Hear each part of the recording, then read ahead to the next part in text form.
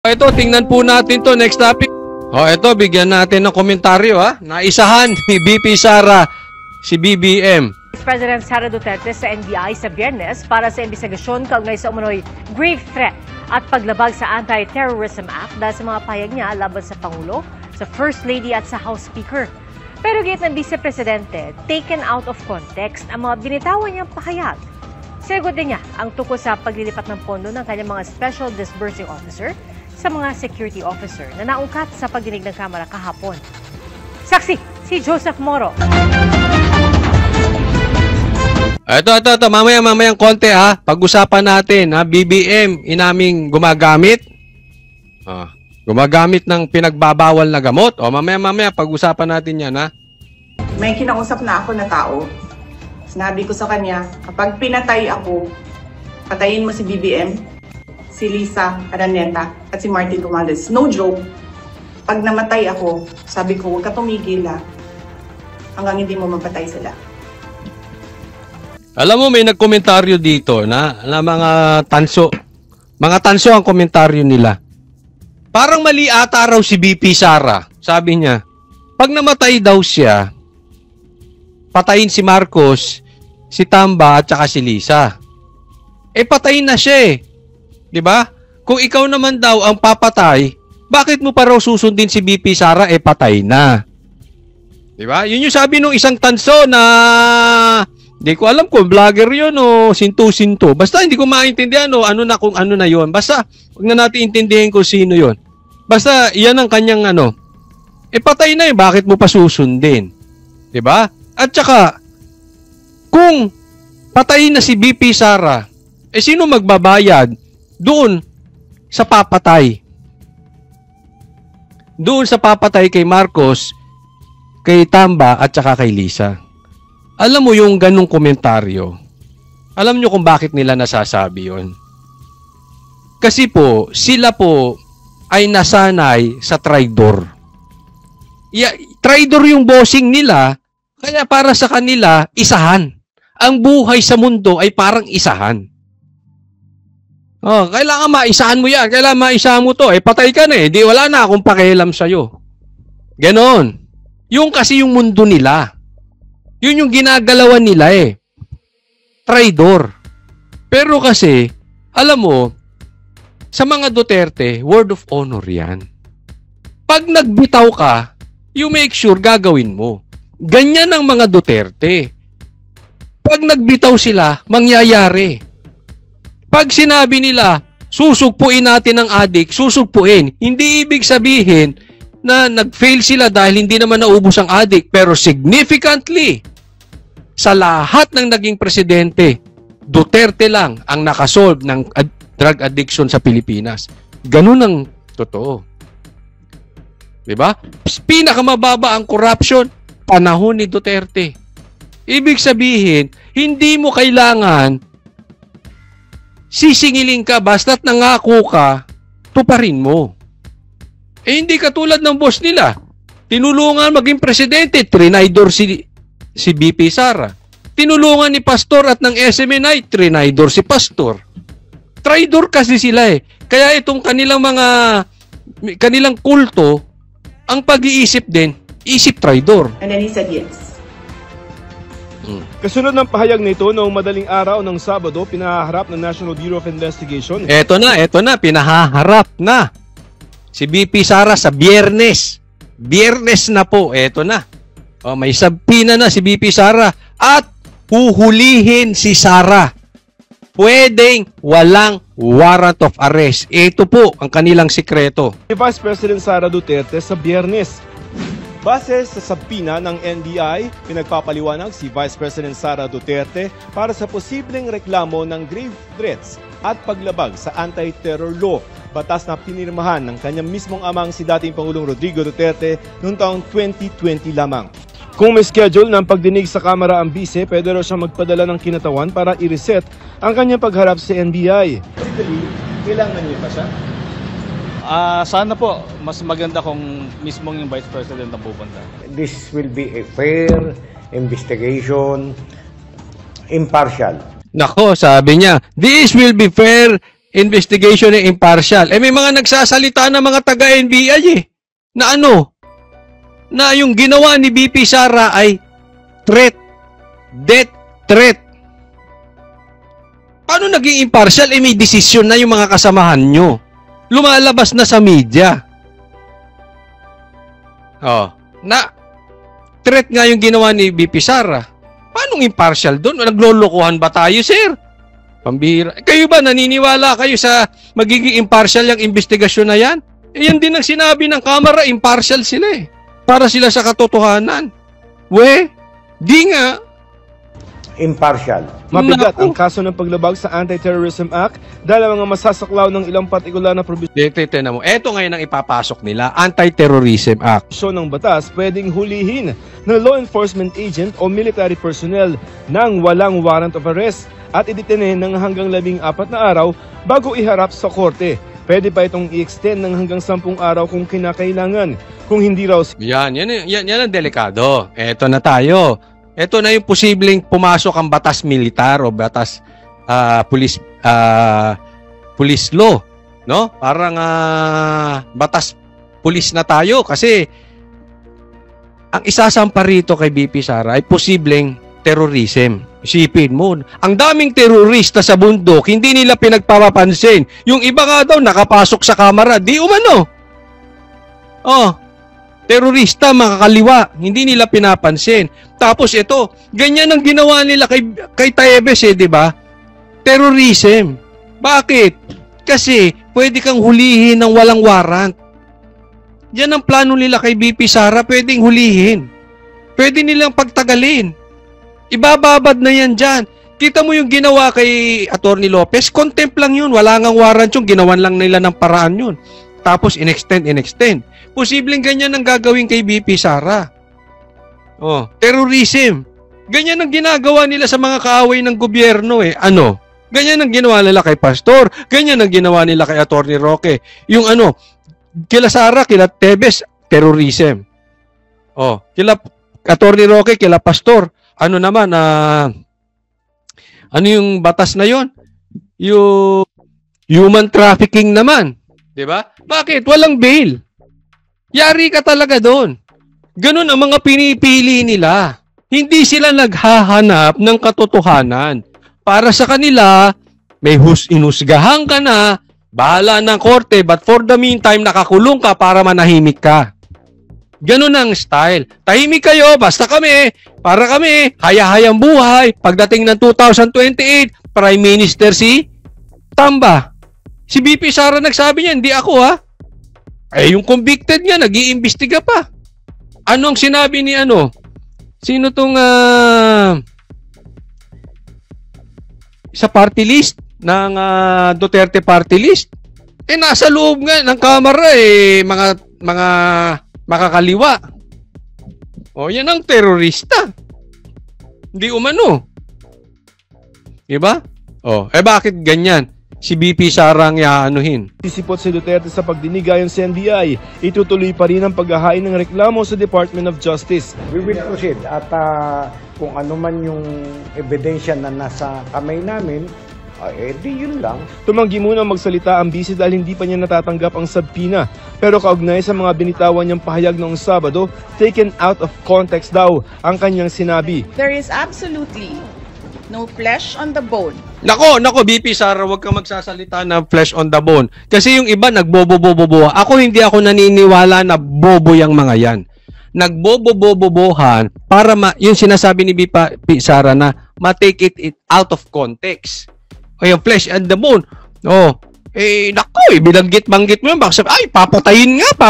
Flesh and bone na yung binabanggit. Ganyan sila. Nagbobo-bobohan. Bobo nga ba? Dahil kinain ng droga utak, nagtatanong lang, huwag kayong magagalit Pero hindi ako naniniwala na bobo yung mga yan.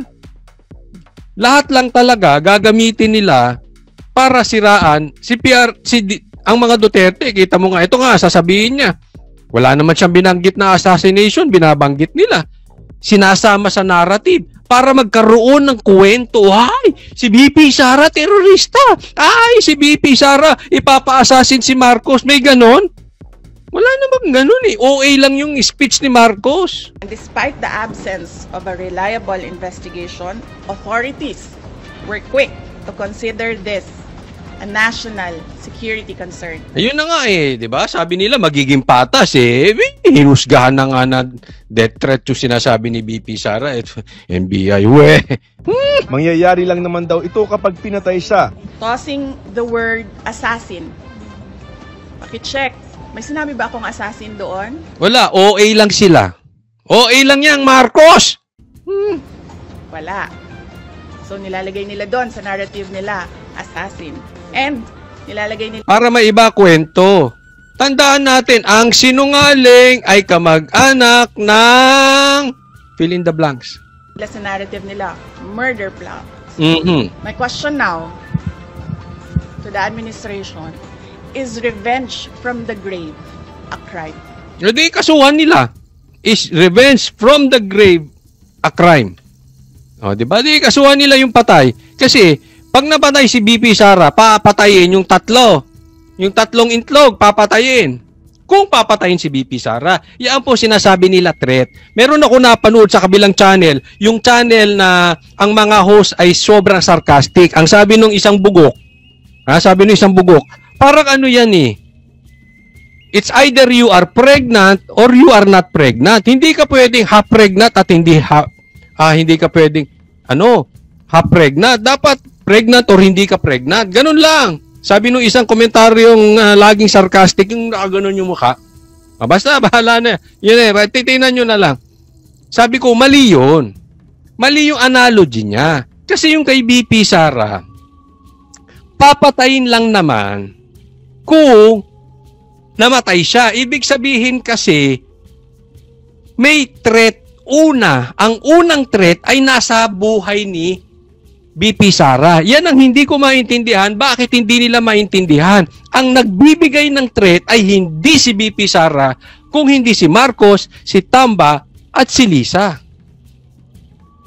According to BP Sara.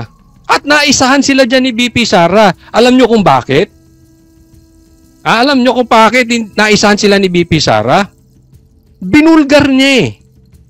Hindi na siya pwedeng papatay nung tatlong itlog. Hindi na. Tama yun. Pag may death threat kayo, ibulgar nyo. Para mangilag. Kasi pag namatay si BP Sara, wala nang ibang papatay sa kanya, according to her, kung hindi yung tatlong bugok. Ayun, paano siya papatayin ng tatlo? Hindi na. Hindi na siya mapapatay. Yeah? So, naisahan niya yan. Pero, ang unang nagbigay ng threat ay yung tatlo. Hindi po si BP Sara, according to her, kasi alam niya, papatayin siya. Ngayon nga, aalisan ng security, di ba? Ganun katindi, aalisan mo ng security, papatayin mo yan. Oh. Pag tiningnan po natin ang pagkakataon na yan, binabaliktad lang nila eh. Di ba? Alam mo, yung sinasabing it's either you're pregnant or you're not pregnant, yung sabi ng komentaryo, hindi pwedeng half pregnant.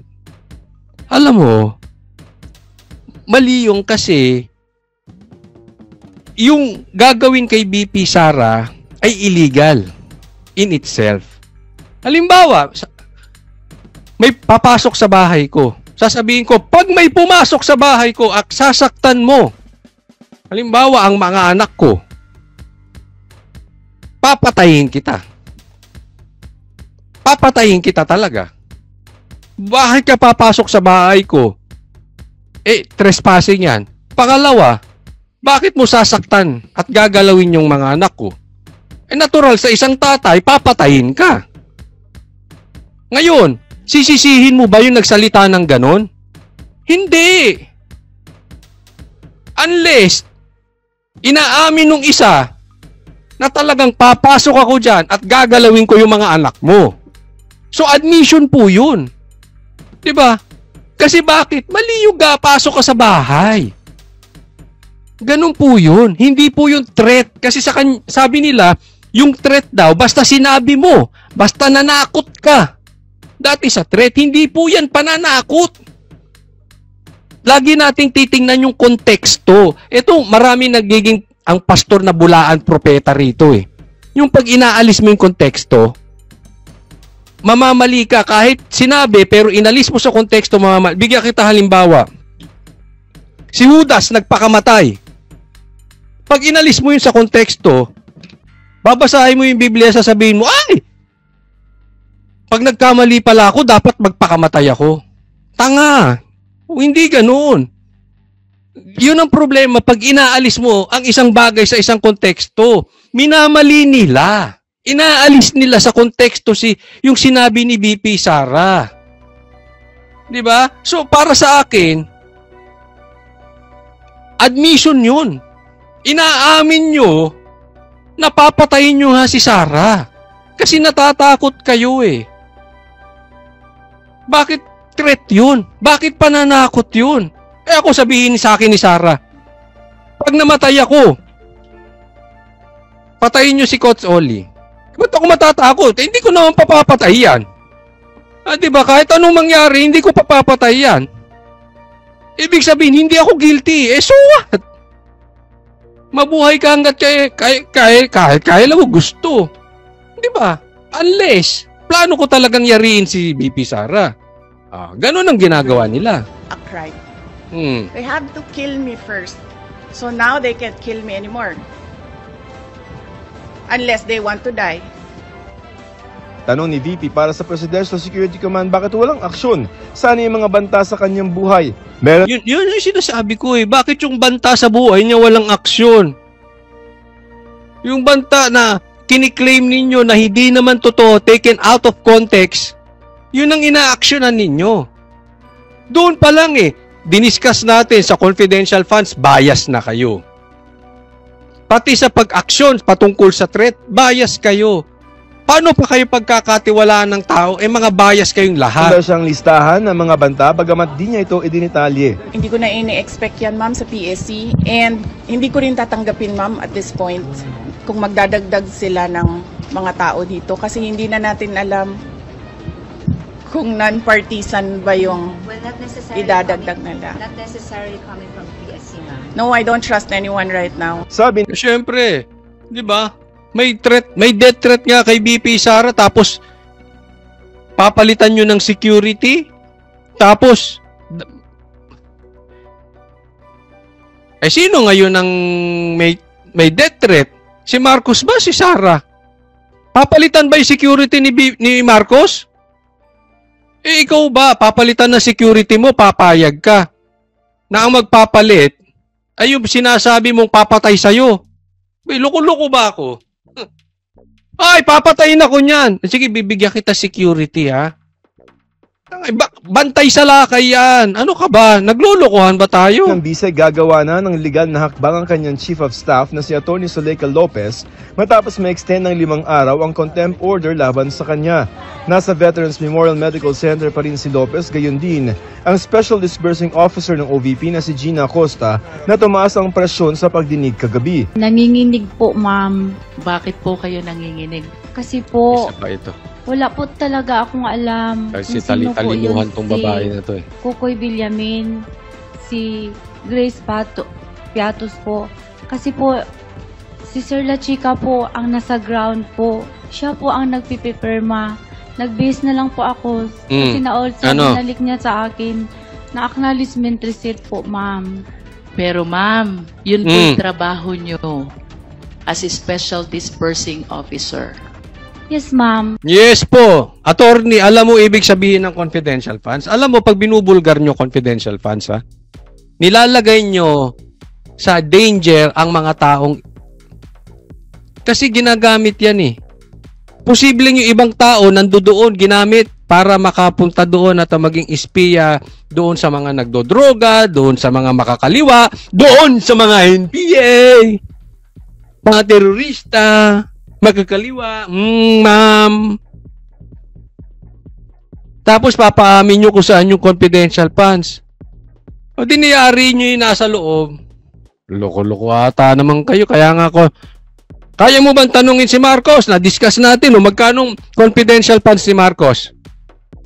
Pero may utos po ang aking boss, ma'am, na i-release ko po kay Sir La Chica, ma'am. Si Vice President Duterte umano nag-utos kay Acosta na ibigay ang 125 million pesos sa isang Colonel Chica na hepe raw ng VP-SPG o Vice Presidential Security and Protection Group.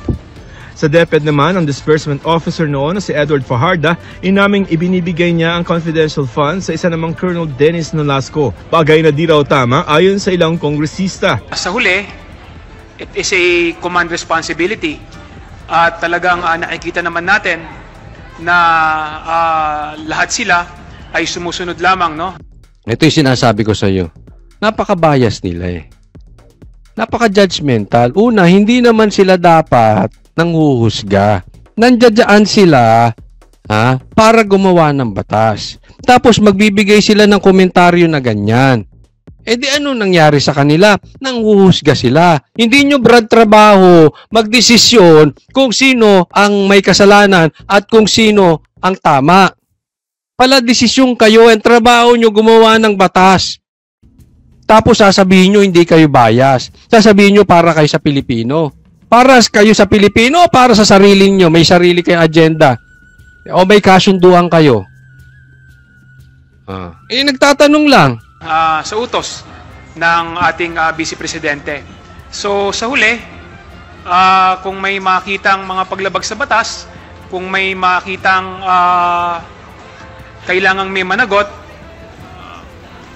kailangan akuhin, no, ng ating Vice Presidente ang pananagutan dito sa pagkukulang. That could be malversation proper or worse, plunder. Kasi hindi, sabihin nyo na, adik si Sara, mamamatay si Sara, si Sara pumatay kay Rizal, si Magellan pinatay ni Sara.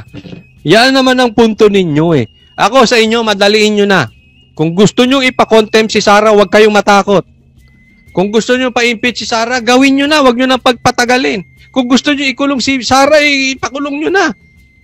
Eh kasi kahit naman anong awat, kahit anong paliwanag sa inyo, hindi, yung utak ninyo, fix na.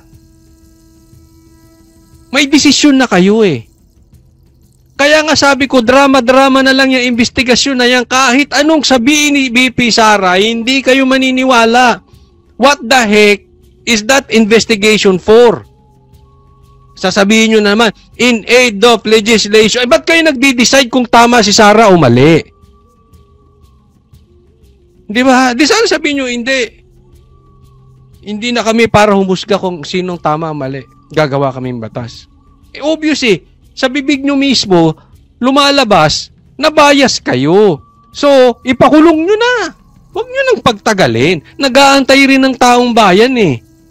Basta po ito sa 50 million.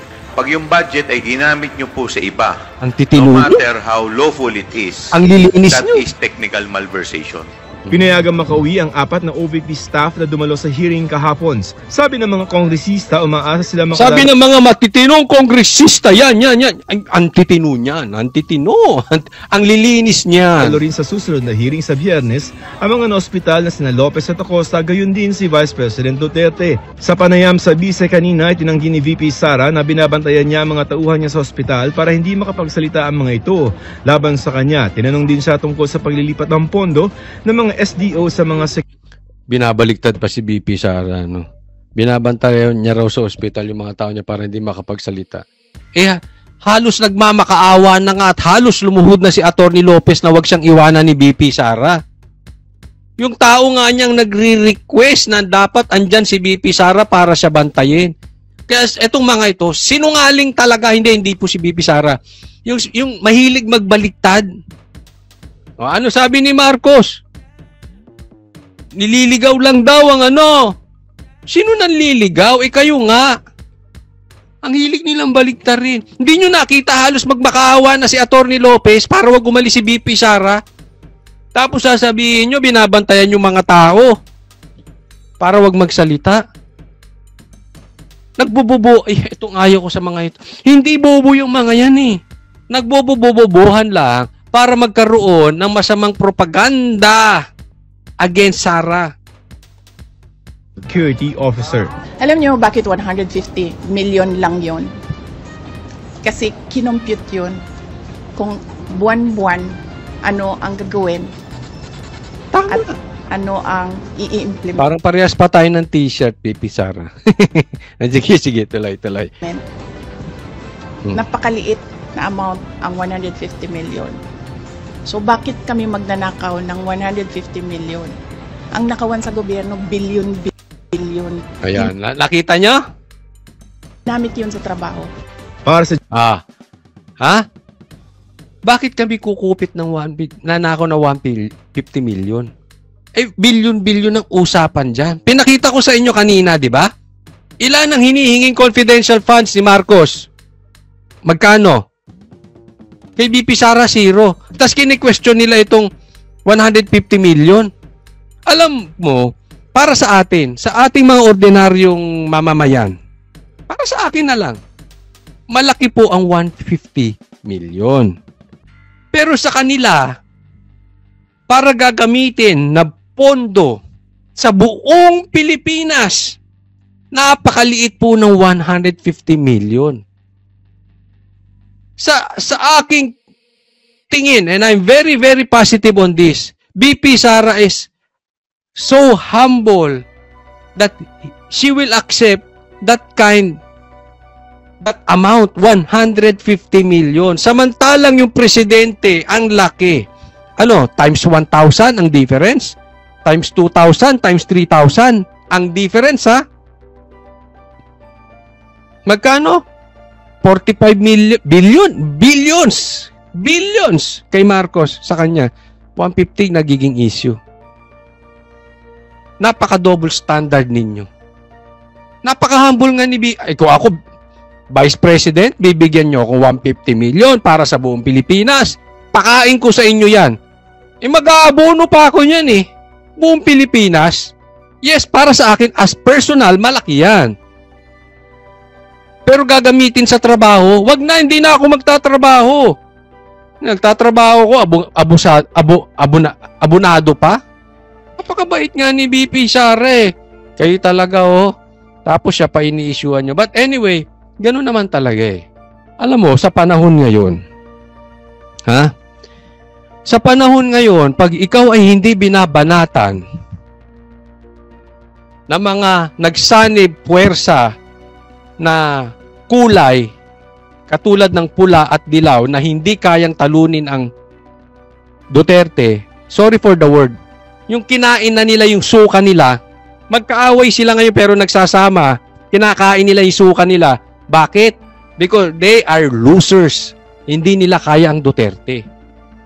Ngayon, pag hindi ka binanatan ng dalawang kulay na yan, ibig sabihin, bayad ka, baka nasa kabilang kampo ka. Or nandito ka sa kampo namin, pumunta ka ron. Bakit? Ikaw lang nakakaalam. Na yung sinasabi mo dating magnanakaw, na sinasabi mo dating adik, ngayong kakampi mo, anong meron sa'yo? Yeah? Kaya, naiintindihan natin, babanatan talaga si BP Sara. Ngayon punta tayo sa susunod na topic. Ito, Marcos, inamin. Gumagamit, inamin na. Pag-usapan natin.